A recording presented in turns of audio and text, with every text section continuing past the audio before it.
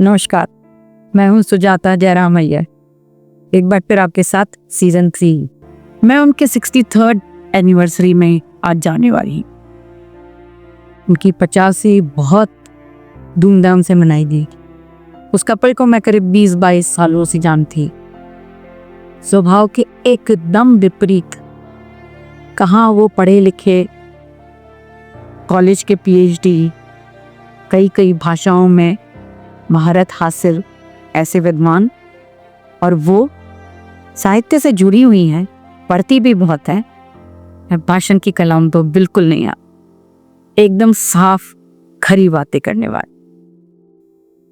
जब शुरू में उनकी शादी हुई तो कहते हैं कि बड़ी ही बेमोल जोड़ी थी।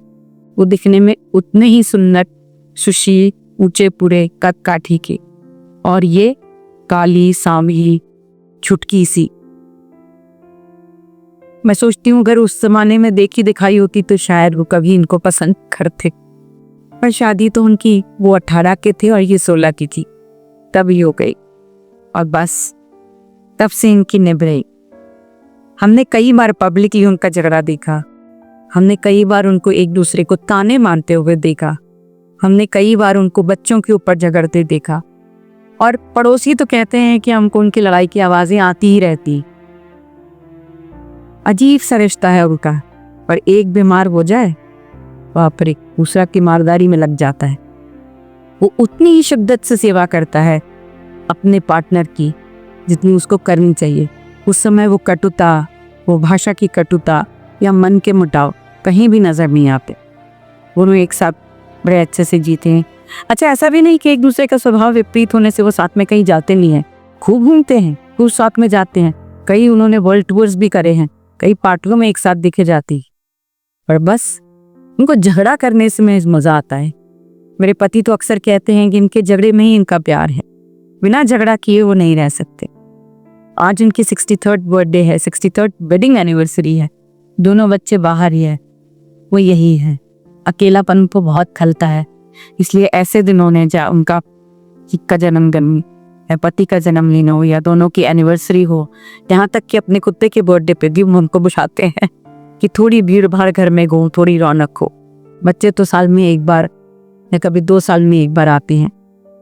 बच्चों से पूछो तो दे से कि we had a very difficult childhood because our parents were not compatible at all.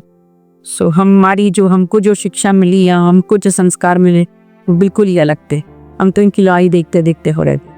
हमने कभी भी इनको किसी भी बात पर एक मत नहीं पाया। पर ये कहते थे कि सूरज पूर्व से उगा है तो कहते थे नहीं, पश्चिम में भी मैंने थोड़ा सा उगते उठ देखा। फिर ये कहते कि मैंने हाथी को उड़ते हुए देखा है तो वो कहती हाँ, मैंने तो नहीं देखा, तुमने कहाँ से देख लिया, सपने में देखा होगा जी। और बस इनकी बहस शुरू हो जाती। मतलब जैसे लगता मानो वो एक दूसरे को काटने दौड़ते हैं। सोचिए, ऐसे ही व्यक्तित्व, ऐसी ही जोड़ी पिछले 63 साल से एक साथ रह रही है। आज के जमाने के होते तो कब का डिवोर्स दे चुके होते। वो कहती भी है कई बार मुझसे, अरे इनके साथ मैं हूँ जो निभा रही हूँ, वरना कब की तलाक दे के चली गई होती। वो भी इस पर तुनक कर कहते हैं हाँ, तुम्हें देखता हूँ ना, कौन पालता तुम्हारे नाजो नखरे, कौन उठाता। अरे इसी वक्त उनकी बहस हो जाती है। मतलब बिल्कुल एक साधारण बात में भाषा में कहूँ तो एक नॉर्मल कन्वर्सेशन या नॉर्मल कम्युनिकेशन भी उनके बीच में पॉसिबल नहीं है।